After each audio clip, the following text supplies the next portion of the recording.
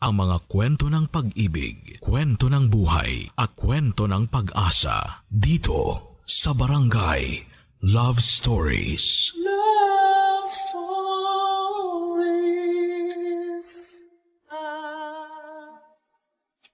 Kasal ang isa sa mga pinakamasayang parte sa buhay ng dalawang taong nagmamahalan. Ito ang nagsisilbing pinto ng panibagong kabanata sa kwento ng magkasintahang tunay na nag-iibigan.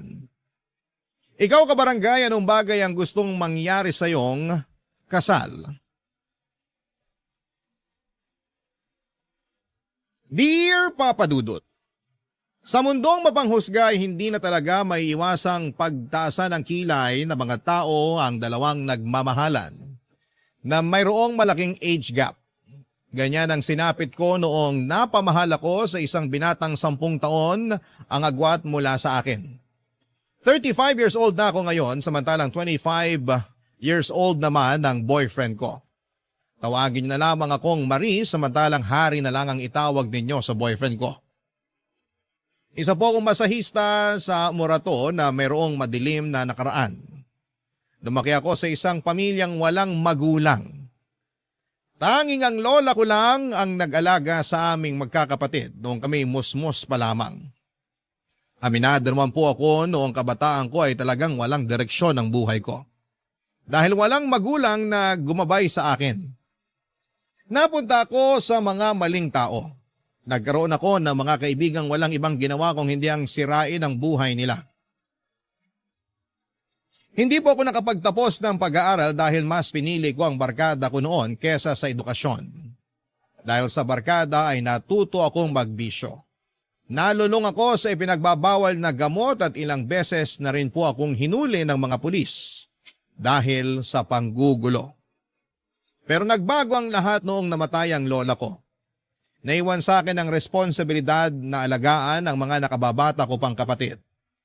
Sa edad na 22 ay naging taga-silbi ako sa karinderya. Naging waitress ako sa bar, naging kasambahay at naranasan ko ring maging ticket seller sa isang terminal ng bus. Lahat ng iyon ay ginawa ko para sa mga kapatid ko. Hanggang sa isang kaibigan ang nagpasok sa akin sa isang massage parlor. Inaral kong maging massage therapist at simula noon ay doon na po ako nagtrabaho hanggang sa kasalukuyan. Doon ko na rin po nakilala si Harry.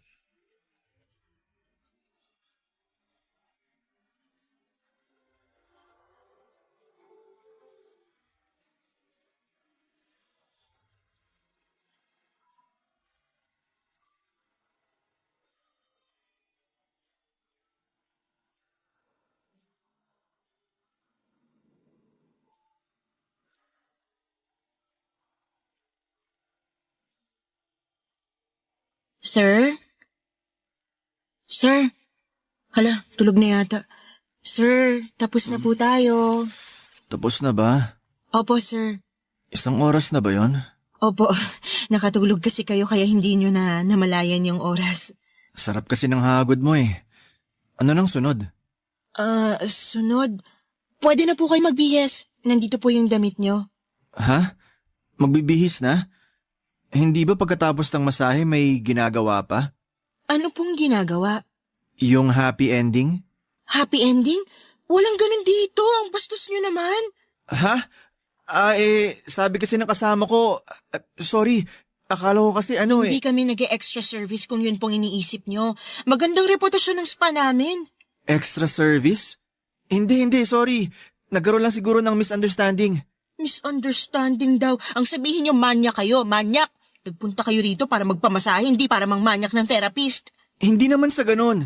Ganito kasi yung nangyari. Sandali lang Mag-i-explain ako. Hindi ako manyak, okay? Nilibre lang ako ng kasama ko rito kasi birthday ko nung nakaraan. Ang sabi niya, may ganon. May parang happy ending daw kayo rito. Ay hindi, walang ganon. Makakaalis na po kayo. Ang sungit mo naman. Ako pa yung masungit ikaw tong manyak. Kahit hindi nyo na ako bigyan ng tip, basta umalis na kayo rito. Oo, eto na. Aalis na ako. Asan yung damit ko? Ayan, magbihis ka na para makaalis ka na rito. Salamat. Teka, aalis ka na? Oo, lalabas na ako. Baka kung ano pang gawin nyo sa akin dito. Sandali lang. Miss naman. Hindi ako ganong tao. Hindi ako manyakis. Kung ano man yung sinabi ko kanina, kalimutan mo na yon. Ikaw siguro yung klase ng tao na laging nagpupunta sa iba't ibang spa para lang maghanap ng extra service, no? Ganon ka na ba katigang? Hindi ah. First time ko nga magpamasahe eh. Ngayon lang ako nakapasok sa massage parlor. Paano mo nalaman yung tungkol sa extra service kung hindi mo pala ginagawa yun? Nasabi lang yun ng kaibigan ko. Hindi ko nga alam kung anong ibig sabihin ng happy ending eh. Basta ang sabi lang sa akin ng kaibigan ko, pagkatapos ng masahe, may happy ending daw. Kapag hindi daw ginawa yun, itanong ko raw. Happy ending, extra service, isa lang yun. Para yun sa mga taong gustong magpalabas ng init ng katawan at hindi yun ginagawa rito sa amin. Pasensya na, hindi ko naman alam eh. Malilintikan talaga sa akin yung kaibigan kong yun. Pinahiya pa ako. Totoo ba na hindi mo alam kung ano ibig sabihin ng happy ending? Hindi nga. Ngayon ko lang nalaman kung ano yun. Pinagtripan ka siguro. Malamang, ganun na nga talaga ang nangyari. Pasensya na talaga ah. Dadagdagan ko na lang yung ibibigay kong tip sa'yo para kahit papano makabawi ako. Ikaw ang bahala. Pero pwede bang atin na lang yung nangyari dito? Huwag mo nang ikwento sa mga kasama mo. Nakakahiya kasi. Depende sa tip na ibibigay mo. Oo, ako nang bahala sa tip mo. Teka, nasa na ba yung bag ko? Nandun sa upuan. Sandali, kukunin ko lang yung wallet ko. Bibigyan kita ng tip. Huwag mo lang sabihin sa labas yung nangyari. Papa Dudut, pagkatapos ng pagkikita namin yon ay hindi ko inaasahang makikita ko ulit si Harry. Sa sumunod na linggo ay bumalik siya sa massage parlor na pinagtatrabahuhan ko at nirequest ako na maging masahista ulit niya. Nung una ay umayaw ako dahil inakala kong manyakis siya, pero gusto lang daw niyang bumawi kaya nagpamasahe ulit siya. At dahil matumal ang customer noong time na yun ay pumayag na lamang ako dahil sayang din ang kita at baka mapagalitan pa ako ng boss ko. Sa kabuuan ng masahe walang ibang ginawa si Harry kundi ang makipagkwentuhan sa akin. Hindi na siya nagsubok pa na bastusin ako. Patunay na nagsisisi na nga siya sa naunang ginawa niya. Pinatawad ko naman siya noong panahong yon, Papa Dudut, dahil kahit papaano ay nakilala ko siya ng kaunti noong nagkwento na ito tungkol sa buhay niya. Nagtatrabaho raw siya sa komisari ng isang meat shop. Laking palengke siya dahil ang dating trabaho ng kanyang ama bago ito naging OFW ay ang magkatay ng bakat baboy na ibinebenta nila sa palengke. Doon siya natuto sa iba't ibang klase ng mga karne na siya na ring naging trabaho niya kalaunan. Bago umalis sa massage parlor si Harry, ay hiningi niya ang FB account ko at dahil naaaliw ako sa kanya, ay ibinigay ko naman po ito.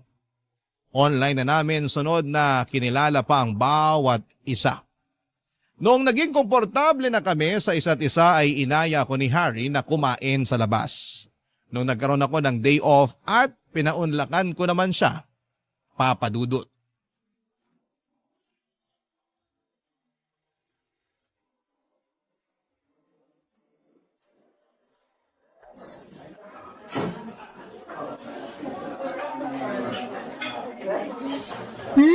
Parang first time ko lang yatang makatikim ng pagkain sa lugar na to ah. Talaga ba? Oo, karaniwan kapag kumakain ako rito sa mall, yung mga kilalang fast food na yung pinupuntahan ko. Mabuti na lang pala dito tayo napunta. At least may matitikman kang bago. Wala naman tayong choice eh, nagpunta tayo rito kung kailan maraming tao sa mall. Punuan tuloy yung mga kainan. Maiba tayo. Ilang taon ka na palang masahista? Nasa 7 taon na rin siguro. Matagal na rin pala. Yun talagang inaral mo? Hindi ako nakapagtapos sa college. Bakit naman? Mahabang kwento. Sabihin na lang natin na suwail ako nung kabataan ko kaya hindi naging magandang takbo ng buhay ko nun. Pero ngayon? Syempre hindi na. Nagbago na ako simula nung namatay yung lola ko. No choice naman ako eh. Ako yung pinakamatanda sa aming magkakapatid kaya ako yung naghanap buhay. Hindi ko rin naman matiis yung mga kapatid ko na kumakalamang sikmura kaya ako yung gumawa ng paraan para mapakain sila. Ilan ba kayong magkakapatid? 3. Wala rin silang tinapos pero may kanya-kanyang trabaho at buhay na yung mga yun ngayon. Paano ka naman napasok sa pagiging masahista? May kaibigan akong tumulong sa akin. Nag-training ako tapos nung nakapasa, kinuha nila akong massage therapist. Ganun pala. Ikaw naman, anong kwento ng buhay mo? Ako naman yung tatay ko, OFW sa Saudi. Tapos yung nanay ko naman, tindera. May isa akong kapatid. Katulad mo, parang ako na rin yung naging father figure sa kapatid kong yon. Kasi simula nung pinanganak siya, hindi na niya naranasang magkaroon ng ama sa tabi niya. Gawa nga na nasa abroad ang tatay namin. Siguro sobrang close nyo ng magkapatid kasi dadalawa lang kayo eh. Kung mas may higit pa sa sobra, ganun ang pagsasama namin ng kapatid ko. Mabuti ka pa. Kami ng mga kapatid ko, parang hindi kami galing sa iisang matris eh. Bakit naman? Hindi ba kayo magkakasundo? Magkakasundo naman kami pero hindi kami sanay na nagpapakita ng emosyon para sa isa't isa. Yung para bang, wala lang. Basta ba alam naming okay ang isa't isa, okay na yun. Hindi ko alam ang term para dun eh. Parang wala kayong intimacy? Oo, yun nga, parang ganun. Pero wala namang problema sa amin yung ganun kasi kapag may nangailangan naman sa amin, nagtutulungan pa rin naman kami. May mga ganun talagang pamilya. Lalo na kapag nasanay yung mga bata na yung mga matatandang kasama nila hindi sila nagpapakita ng emosyon. Na-adapt nila yung nasa paligid nila. Tulad na lang sa pamilya namin. Sobrang sweet nila nanay at tatay sa akin nung bata ako. Kaya nung lumaki ako, ganun din ako sa kapatid ko. Teka, ilang taon na ba tong kapatid mong to? 15 years old. 15 years old? Ang layo naman yata ng agwat niyong dalawa. Oo, akala ko nga magiging only child lang ako nun eh. Pero nasundan ako nung nagbakasyon si tatay. So, ilang years ang agwat niyong magkapatid? 7 years. 7 years? Ibig sabihin 22 ka pa lang? Oo, 15 yung kapatid ko, tapos 22 naman ako. Bakit? Sandali lang. Totoy ka pa pala eh. 22? Hindi halata ah. Kung makatotoy naman? Kumpara sa edad ko, totoy ka talaga. Ilang taon ka na ba? 32. 10 years ang agwat nating dalawa. Hindi pwede yun. Baka mamaya sabihan pa ako na tirador ako ng mga bagets. Wala namang problema sa akin yun eh. Wala nga sa'yo, pero sa mata ng mga tao problema yun. Baka matawag pa akong pedophile. Hindi naman ako underage eh. Kahit na. Alam mo, pagkatapos nito, tapusin na natin to, okay? Ha? Bakit naman? Hindi tayo bagay sa isa't isa. Masyado akong matanda para sa'yo. Papadudot, sobrang na-turn off talaga ako kay Harry noong nalaman kong 22 years old pa lamang siya. Hindi ko yon inaasahan dahil mature na ang itsura niya dahil sa balbas sarado nitong mukha. Isa pa ay napaka-mature din niyang mag-isip at magsalita kaya hindi ko aakalaing totoy pala siya. Nasayangan lamang ako dahil medyo nagkakaroon na ako noon ng feelings para kay Harry. Yun nga lang dahil bata pa siya. Ayoko na mismo ang umiwas. Ayokong maging babysitter sa isang relasyon kaya hindi talaga ako pumapatol sa mga mas bata sa akin. Iniwasan ko siya ng ilang araw pero hindi nagpaawat itong si Harry. Lagi pa rin niya akong chinachat kahit na hindi ko na siya nire-replyan. Nagpupunta rin siya sa pinagtatrabahuhan ko para kausapin ako kahit na ilang beses ko na siyang pinagtabuyan. Pero dahil bata at matigas ang ulo ay hindi ako tinantana ni Harry. Nagpatuloy siya sa pangungulit sa akin, papadudot, hanggang sa maging ang mga kasamahan ko sa trabaho ay naaawa na rin sa binata. Nakonsensya din naman ako sa ginagawa kong pag-iwas sa kanya kaya sa huli ay pinansin ko na rin si Harry. May kakaibang karismang dala kasi si Harry sa totoo lang. Kaya niyang paibigin ang mga tao sa paligid niya. Makulit siya pero sa parehong pagkakataon ay hindi mo siya maituturing na mas bata kesa sayo dahil kaya niyang makipagsabayan sa mas nakakatanda kesa sa kanya. Sa pagtagal, papadudot, ay unti-unti ring bumigay ang puso ko para kay Harry. Hanggang sa isang araw ay naramdaman ko na lang na nahulog na ang loob ko para sa kanya. Barangay Love Stories. Barangay Love Stories. Hindi ko alam, papadudot, kung nagayuma ba ako o dahil magaling lang talagang manligaw sa akin si Harry kaya niya ako napaibig. Hindi ko talaga inaasahan noon na magkakagusto ko sa kanya dahil nga sa age gap namin. May pag-aalinlangan man ay sinagot ko siya. Sa kabila ng malaking pagkakaiba ng edad naming dalawa ay hindi ko naramdaman na mas bata si Harry kesa sa akin. Matalas siyang mag-isip at napakalawak ng pangunawa niya na dinaig pa ako na mas matanda kesa sa kanya. Kaya tuloy tuwing magkasama kami ay parang kaedad ko lamang kung ituring ko siya dahil hindi ko ramdam ang pagkabata niya. OFW ang ama ni Harry na mahigit 2 dekada nang nagtatrabaho sa Saudi. Panganay siya at ang nakababatang kapatid niya ay malaki rin ang agwat ng edad niya. 7 years ang pagitan nilang dalawa at matagal bago nasundan si Harry dahil nga nasa abroad ang tatay nito. Kahit na ganoon ay sobrang close ni Harry sa kapatid niyang si Sean. Parang siya na rin kasi ang tumayong ama ng kanyang kapatid. Bilang siyang pinakamatandang lalaki sa kanilang pamilya. 7 buwan na tumagal ang relasyon naming dalawa ni Harry bago niya naisipang ipakilala ako sa nanay at kapatid nito. Noong nalaman ko ang plano niya ay umayaw ako. Natatakot kasi ako na baka hindi ako matanggap ng nanay niya. Pero naisip ko rin na darating din naman ang araw na magkakatagpo kaming dalawa kaya hindi ko na dapat patagalin pa ang kabang nararamdaman ko.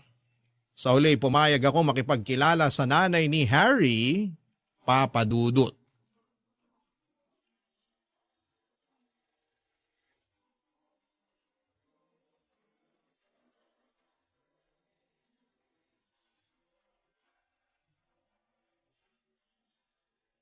Nay, pasuyo naman ako.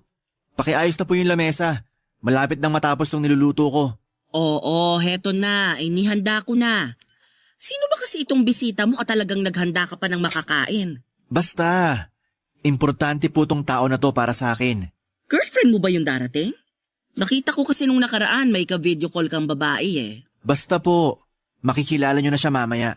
Mukhang importante para sa itong bisita mo ah. Talagang ikaw pa ang nagluto para sa pananghalian ngayong araw. Oh, nandyan na yata siya. Sandali, papapasukin ko lang siya. Ikaw muna rito, Nay. O sige, ako na dyan. Salamat. Talaga tong batang to, oo. Ay, ang bilis talaga ng panahon. Nagbibinata na ang mga anak ko. Halika na. Sana lang Dito talaga tayo. mapunta sila sa Nandito tamang sa kusina tao si Nanay. para hindi na sumakit ang ulo ko. Oh, hello! Magandang tanghali po. Magandang tanghali rin sa'yo, Iha. Ito pala si Nanay. Nay, siya po si Maris. Siya po yung girlfriend ko. Sa wakas naman, nakilala na rin kita. Hari, pakicheck nga to kung luto na. Mukhang pwede na yatang hanguin. Pwede na po yan. Ako na po dyan para maihanda ko na yung pagkain. O sige, Iha, maupo ka muna. Salamat po. Sayang, si Sean wala ngayon. Di mo na siya naabutan. Saan ba siya nagpunta? Nandun yon sa kaklase niya. Gagawa yata sila ng project. Hindi ko alam, nagmamadali eh. Hindi na tuloy nakapananghalian. Ay, ganun po ba? Sayang naman. Hayaan mo, ipapakilala ka namin sa kanya sa susunod na dalaw mo rito. Taga saan ka pala? Mukhang malayo pang pinanggalingan mo ah. Sa Novaliches lang po ako. Talaga? May kumari ako dun eh. Pero sa Bagbag siya nakatira. Sa Tandang Sora naman po ako. Mabuti naman na isipan ka ng ipakilala nitong anak ko sa akin. Nagulat nga rin po ako eh. Bigla-bigla na lang siyang nakapag-isip ng ganito. Eh saan naman kayo nagkakilala? Mamaya na yung interview. Eto, kumain na muna tayo habang mainit pa to. Sa parlor po kami nagkakilala. Nakakatuwa nga yung araw na yun eh kasi nagpamasa. Nagpamasa yung kaibigan ko. Sinamahan ko siya tapos nakita ko si Maris doon. Kinuha ko FB niya tapos niligawan ko siya. Sinagot naman niya ako. Yun po ang love story naming dalawa. Yun nga po yung nangyari. Nagtatrabaho ka sa massage parlor? Opo, Ilang taon ka na ba? 32 na po ako. 32 ka na. Opo, malapit na nga po ako mag-33 eh. Hindi halata, no? Parang nasa 25 lang. Eh 22 lang tong anak ko ah. Hindi ba parang masyado namang malayo ang agwat ninyong dalawa? Nay, wala naman yan sa edad eh. Hindi requirement ang edad sa pag-ibig. Pero hindi ba mas magandang maghanap ka ng babae na mas malapit sa edad mo? 10 taon ang tanda ng girlfriend mo sa'yo oh. Pasensya ka na Iha, pero nagulat lang ako. Okay lang po. O bakit naman si Harry ang nagustuhan mo? Nagkakaubusan na ba ng lalaking nasa 30 ang edad kaya naghanap ka ng mas bata? Nay, ano namang klaseng tanong yan? Nagtatanong lang ako. Gusto kong malaman kung bakit siya nagkagusto sa mas bata sa kanya ng 10 taon. Yun ba talaga ang trip mo, Iha? Kahit wag mo nang sagutin yon, Maris. Nay, medyo nakakabastos naman yung tanong nyo. Wala namang masama sa tanong ko Nagtatanong lang naman ako. Parang may gusto kasi kayong palabasin eh. Nagtatanong lang yung tao, ako pa yung masama. Kumain na nga tayo para matapos na to. Masakit para sa akin, Papa Dudut, na hindi ako tanggap ng nanay ni Harry para sa anak niya. Pero inaasahan ko na rin yon, Papa Dudut. Alam kong hindi normal para sa iba na makakita ng 2 taong nagmamahalan na malayong agwat ng kanilang edad, lalo na kung yung babae ang mas matanda. Pero kahit na ganoon man ang naging reaksyon sa akin ng kanyang ina, ay hindi nagpaapekto si Harry. Nagpatuloy pa rin ang relasyon naming dalawa. Hindi naging issue sa amin kahit na ayaw sa akin ang nanay niya dahil ayon kay Harry ay nasa 8 gulang na siya at karapatan niyang pumili ng taong mamahalin niya. Isa pa ay wala na raw magagawa pa ang nanay nila tungkol doon. Dahil hindi naman daw mahilig makialamang nanay niya sa mga personal nilang desisyon. Ang mahalaga ay naipakilala na raw niya ako sa pamilya niya. Hindi ko inaasahan na tatagal ang relasyon namin ni Harry at hindi ko rin kasi ini-expect na mas lalo pa akong mapapamahal sa kanya sa mga susunod pang buwan ng pagsasama namin. Hindi ko naman ikakaila na minsan ay nagkakaroon kami ng tampuhan ni Harry. Normal lang din naman siguro yon sa mga magkasintahan. May mga araw na nagkakaroon kami ng pagtatalo lalo na pagdating sa oras. At may pagkakataon din na nagkakaroon ng silusan sa pagitan namin. Pero ang mga problemang yon na dumarating sa buhay namin ang mas nagpapatatag pa sa relasyon naming dalawa. Sa sobrang bilis ng mga oras ay hindi ko namamalayang 3 taon na pala ang dumaan. Simula nung naging kami ni Harry at noong mga panahong yon ay patuloy pa rin ang pag-usbong ng pagsasama namin. Pero ang nakakalungkot, kahit na 3 taon na kaming magkasama ni Harry ay hindi pa rin nagbago ang pagtingin sa akin ng nanay nito.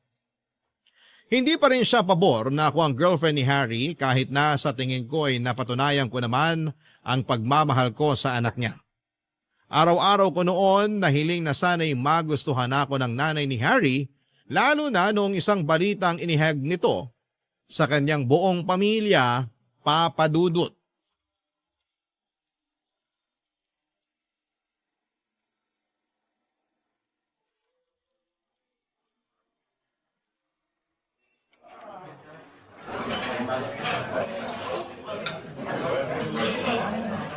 Maris, nandito ako. Hala, ikaw pala yung nakaupo rito. Hindi kita namukhaan ah. Nag-iba itsura ko, no? Umupo ka na. Salamat. Ano, bagay ba sa akin tong bagong hairstyle ko? Oo, mas gumwapo ka. Mukha ka tuloy sundalo. Bakit mo naman naisipang magpagupit ng ganyan? Kasi special tong araw na to para sa akin. Special? Bakit naman? Mamaya ko na sasabihin kapag kompleto na tayo. May inaantay ka pa? Sino pa bang makakasama natin ngayong gabi?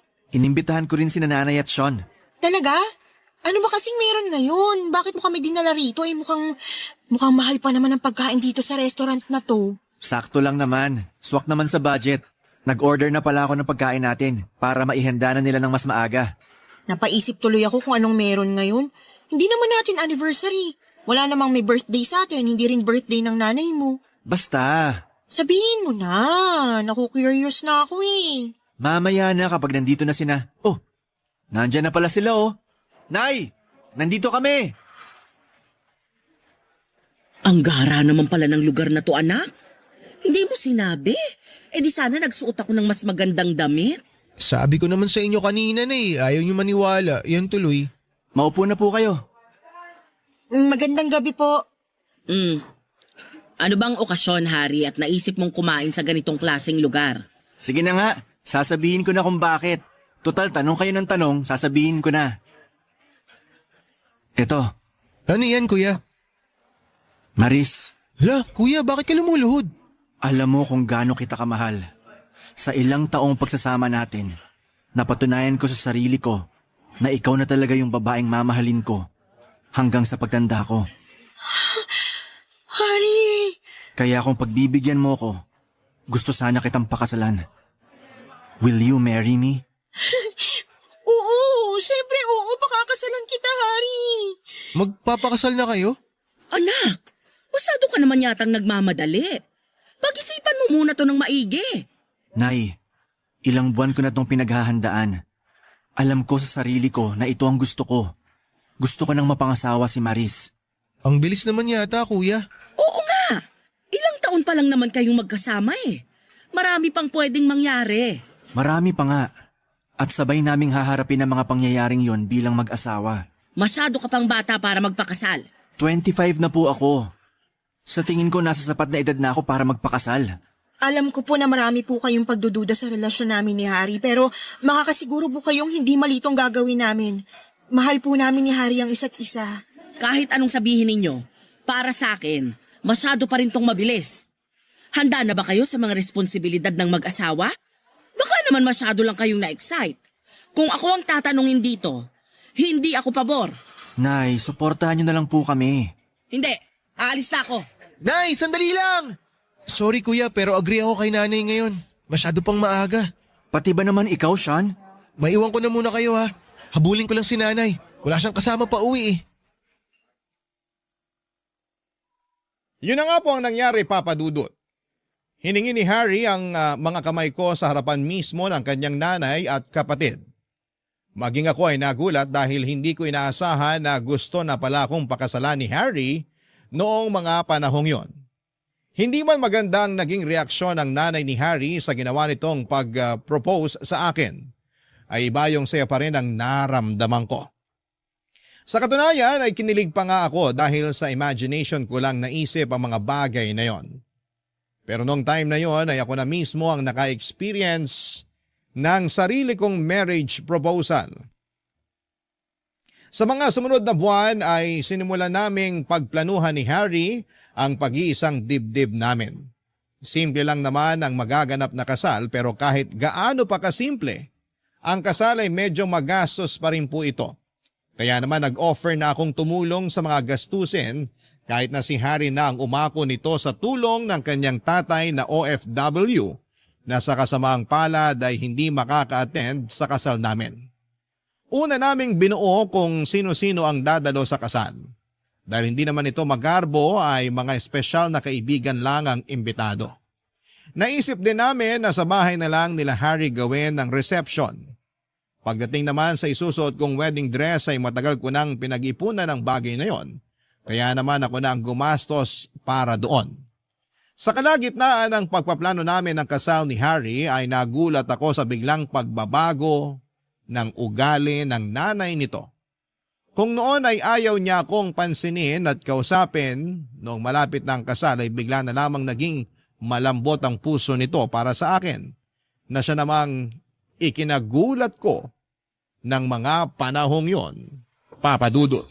Barangay Love Stories. Barangay Love Stories. Hindi ko alam, Papa Dudut, kung paano ko pakikitunguhan ng isang taong matagal na nagkaroon ng galit sa akin. Simula nung naging kami ni Harry ay walang ibang ipinakita sa akin ng nanay niya kundi ang pangbabastos at pagpapamukha sa akin na hindi kami bagay ng anak niya. Para bang milagro na isang umaga ay bigla na lamang siyang bumait at tinanggap ako bilang magiging manugang niya. Naisip ko na baka kinausap ni Harry ang nanay niya kaya siya nagkaroon ng chance na magbago. Awkward man noong una pero tinanggap ko na lang din ang pagbabagong yon. Pinalampas ko na lamang ang mga kasalanang ginawa niya sa nagdaang mga taon kahit na hindi siya humingi ng sorry sa akin. Hindi nga naglaon ay unti-unti rin kaming naging close ng nanay ni Harry. Nakakatuwa dahil napakarami niyang input sa kasal namin. Dahil sa kanya ay marami kaming natipid na gastusin para sa kasal. Habang papalapit na noon ang araw ng kasal namin ni Harry ay bigla namang nagkasunod-sunod ang mga problemang dumating sa amin.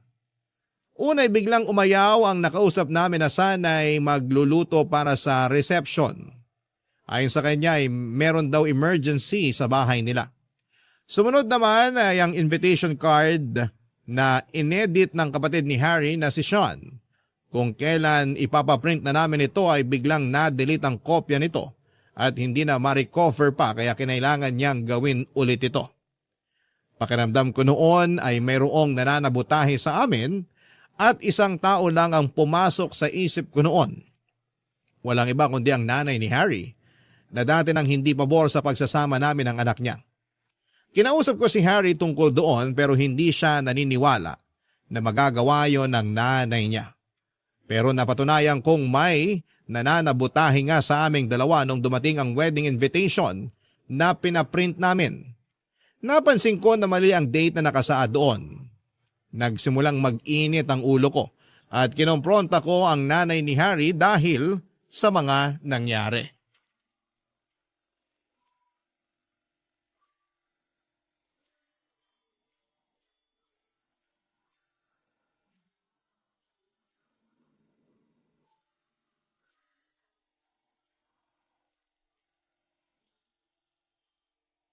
Harry! Harry! Oh, bakit? Dumating na yung wedding invitation na pinaprint natin. Tingnan mo to. Patingin nga. Wow, ang ganda! Galing talaga ni Sean mag-edit, no? Hindi. Tingnan mo to. Check mo yung date. Bakit? Mali yung date, Harry. Ano ba yan? Ang mahal-mahal ng printing. Paano nangyari yan? Akala ko ba na-check mo bago ipinaprint? Na-check ko naman eh. Inisa-isa ko lahat at tama lahat ng detalye bago ko sinend sa magpiprint. Eh paano nag-iba yung date? Di ko alam. Sean! Sean, halika nga rito. Bakit kuya? May pinalitan ka ba rito sa wedding invitation na ginawa mo? Wala, bakit? Anong meron? Napalitan yung date. Imbis na 24, naging 27. Ha? Paano nangyari yun? Eh di ba nga pinacheck ko pa sa inyo? Nagprint pa nga ako ng sample eh. Oo nga, yun nga rin pinagtataka ko eh. Baka naman sa printing nagkamali. Tinawagan ko agad sila kanina. Ang sabi nila, wala silang ginalaw sa soft copy ng invitation. Print lang daw nila yun as it is. Baka naman di mo na-check ng maayos ate. Hindi. Alam kong tama lahat ng detalye doon bago na isend sa printing press. Kung hindi nila ginalaw yung invitation bago i-print, ibig sabihin, dito yun ginalaw. Eh sino magpapalit ng date nun? May hinala na ako kung sino. Sino? Nanay mo. Siya lang naman yung may ayos sa relasyon natin, di ba? Ano? Hindi ba magkaayos na nga kayo? Tinutulungan na nga niya tayo sa preparasyon natin sa kasal eh. Bakit niya sisirain yun? Ate, hindi magandang manisi ng ibang tao lalo na kung wala ka namang pruweba. Eh ano to? Tong invitation na to? Hindi pa ba to pruweba? Hindi ako, hindi si Harry, hindi ikaw. So sino pa bang pwedeng gumawa nito? Sandali lang tatawagin ko si nanay para matapos na to. Maiwan ko muna kayo. Ayoko tong ginagawa mo na pinagbibintangan mo si nanay. Sino pa bang ibang gagawa nito kundi siya lang din naman? Nag-usap na kaming dalawa. Ginagawa naman niya yung makakaya niya para tanggapin tayo. Nangako siya sa akin na susuportahan niya ako sa plano kong bumuo ng pamilya kasama ka. Kaya alam ko na hindi gagawin ni nanay yung binibintang mo. Sa tingin mo gusto kong magbintang? Wala namang mangyayaring ganito kung walang naninira sa kasal natin eh. Hindi mo ba napapansin na sunod-sunod na yung mga aberya habang papalapit yung kasal natin? Oo, pero baka nagkataon lang naman siguro yun. Hindi. May nananabutahe sa kasal ko, Harry. Kasal natin. Hindi lang ikaw ang ikakasal, Maris. Dalawa tayo. Oy Maris, ano tong sinasabi ni siya na sinira ko raw yung wedding invitation ninyo? Ayan po. Tingnan niyo yung date na nakalagay sa invitation. Napalitan yung araw ng kasal. Ano? Bakit napalitan? Ikaw din daw nagpalit niyan nay, sabi ni Ate Maris. Bakit ko naman papalitan yung date? Eh wala nga akong kaalam-alam kung paano gumamit ng computer eh. Paano ko mapapalitan yan? Eh sino namang gagawa nito? Sino bang may ayaw na ikasal kami ni Harry? Hindi ko alam. Basta sigurado ako na hindi ko magagawa yan. Alam nyo, invitation lang yan. Magagawan pa natin yan ng paraan. Paano? Ubus na yung budget natin. Ako nang bahalang didiskarte. Amin na yan. Sean, kunin mo lahat ng invitation. Aayusin natin. Sige po kuya.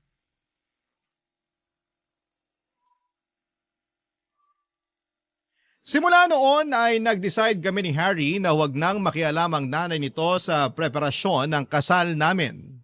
May tampo man ay nirespeto ito ng kanyang nanay at hindi na nga siya sumali pa sa anumang desisyon na ginawa namin para sa kasal. Simula noon ay ako na ang tumitingin sa lahat ng ginawang preparasyon.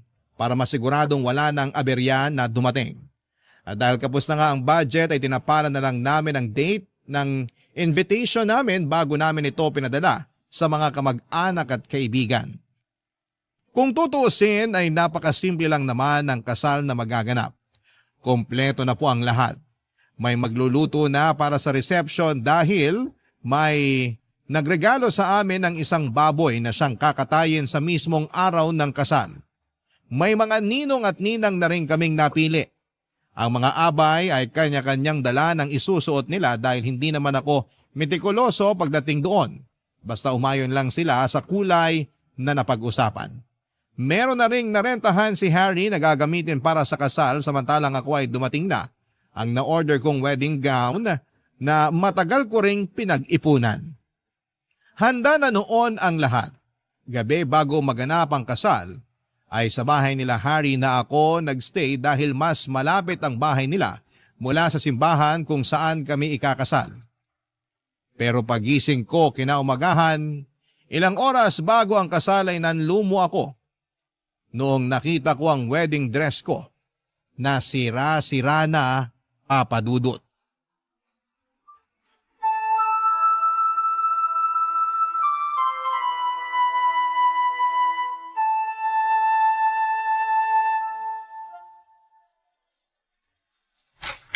Harry! Harry, gumising ka! Harry! Bakit? May papakita ko sa'yo. Hindi ba bawal magkitang groom at bride bago ang kasal? Pamahiin yun. Wala akong pakialam sa pamahiin na yan. Tingnan mo tong dress ko. Bakit? Anong nangyari sa dress mo? May sumira sa dress ko, Harry. Patingin nga. May gumupit sa damit ko. Ngayon, sabihin mo sa akin na walang nananabo tayo sa kasal natin. Sino namang gagawa nito kung kailan ikakasal na tayo mamaya? May isang tao lang sa isip ko na pwedeng gumawa nito. Teka, saan ka pupunta? Antayin mo ako! Ate, kain na raw tayo para makapaganda ka Nasaan na. ang nanay mo? Nasa kusina. Bakit? Nay! Kuya, bakit galit na galit si ate? May sumira sa dress niya. Ha? Sino naman gagawa nun? Hindi ko nga rin alam eh. Pero si nanay ang pinagbibintangan niya. Si nanay? Kuya, baka anong gawin ni ate kay nanay ha? Kaya nga halika na, sundan natin siya. Nay! Nay, nasan ka? O Maris, gising ka na pala. Ikaw bang gumawa nito? Ano yan? May sumira sa wedding dress na isusuot ko sana mamaya sa kasal. Ano? Patingin nga! Huwag na kayong magkunwari. Kayong gumawa niyan. Hindi ko magagawa to. Bakit ko naman sisirain ng damit mo? Ikaw lang naman ang may ayaw sa akin simulat sa puli. Hindi ba ayaw niyo sa akin kasi mas matanda ako ng 10 taon kaysa sa anak niyo? 4 lang tayo nandirito. At sa ating 4, ikaw lang ang nakikita ko makakagawa nito. Maniwala ka sa akin, hindi ko gagawin yan sa'yo, Maris. Hindi ko magagawang sirain ng kasal ninyo ni Harry. Pero nay, tama si Maris. 4 lang tayo rito sa bahay. Kanya na ba talaga ang tingin ninyo sa akin? Oo, ayoko magkatuluyan kayo nung una. Pero ano pa bang magagawa ko kung nagmamahalan talaga kayo? Ang gusto ko lang naman, magkaroon ka ng maayos na buhay, Harry. Noong una, nagduda ko na masyado ka pang bata at baka paglaruan lang ni Maris yung puso mo. Pero nung nakita ko kung gaano nyo kamahal ang isa't isa, ipinagpasa Diyos ko na lang ang lahat. Tinanggap ko na ang katotohanan na ikaw na talaga ang mahal ni Harry, Maris. Kaya hindi ko magagawang ibinibintang mo sa akin. Kung ganun, bakit? Bakit niyo sisirain Tama ang... na yan! Ako yung sumira sa damit mo, Ate Maris! Ano? Hindi si nanay ang may ayaw na ikasal kayo. Ako yung may ayaw. Sean, ayaw mo ikasal kami ng Ate Maris mo? Pero bakit? Ayokong mawala si kuya. Siya lang yung natatakbuhan ko pag may problema ako. Siya lang yung taong nakakaintindi sa akin. Hindi pa ako ready na maiwan mag-isa. Masyado pang maaga. Pero hindi naman kita iiwan eh. Ikakasal lang kami. Pero magiging kuya mo pa rin ako. Hindi yun magbabago, Sean. Ibig sabihin, ikaw rin bang nagpalit ng date sa wedding invitation? Oo, ako lahat ang gumawa nun. Kaya wag yun ang pagbintangan si nanay. Anak, bakit mo naman nagawa yun? Nay, wala na nga si tatay dito eh. Pati si kuya mawawala rin. Ayoko. Pero nandito naman ako Anak, hindi ka maiiwang mag-isa. Sorry kuya. Sorry Ate Maris. Gusto naman talaga kita para kay kuya ate pero natatakot lang naman ako. natakot ako na mawalan ulit ng kakampi dito sa bahay. Oo, nandyan nga si nanay pero iba pa rin kasi yung may kasama akong lalaki na mas makakaintindi sa mga pinagdadaanan ko eh. Kaya, pasensya na talaga kayo. Sean, sandali lang. Huwag ka munang umalis. Sundan mo na siya, Harry. Kailangan ka ng kapatid mo ngayon. O sige. Maris, sana mapatawad mo si Sean sa nagawa niya. Bata lang siya, kaya hindi pa niya alam ang mga pinaggagawa niya. Hindi ko po alam. Naguguluhan na ako. Dapat po ba wag na lang naming ituloy itong kasal na to? Wag! Ituloy niyo to. Ilang buwan niyo tong pinaghandaan. Hindi pwedeng hindi to matuloy. Pero anong isusuot ko ngayon yan?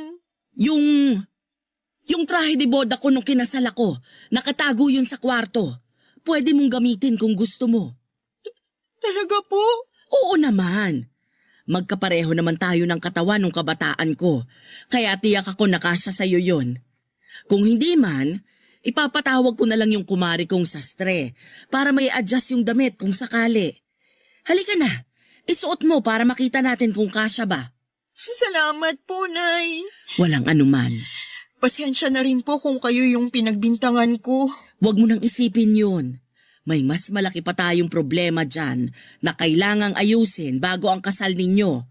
Halika na, samahan mo ako sa kwarto. Maayos naman naming naidaos ang kasal, Papa Dudut. Medyo luma man ang trahe de boda ng nanay ni Harry na ginamit ko noong kasal ay masaya pa rin ako na naging successful ang pag-iisang dibdib namin. Sa katunayan ay mas naging meaningful pa nga ito dahil ibig sabihin lang noon ay talagang tanggap na nga ako ng biyenan ko bilang parte ng kanilang pamilya sa pamamagitan ng pagpapahiram niya sa akin ng kanyang wedding dress. Patuloy noon ang paghingi ng tawad ni Sean sa amin dahil sa ginawa niya.